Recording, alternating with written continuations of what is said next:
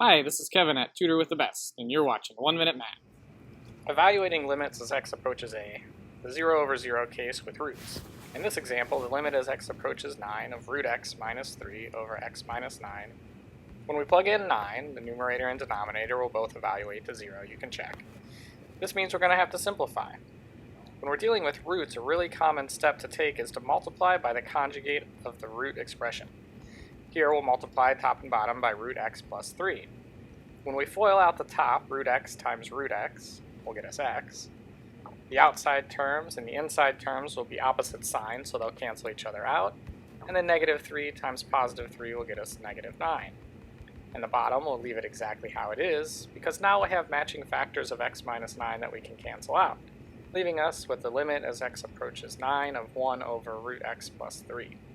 Now we can plug in 9 again. This will simplify down to 1 over 6, and there's our limit. If you'd like to see more videos like this, click subscribe, or check out the next video in the series by clicking below.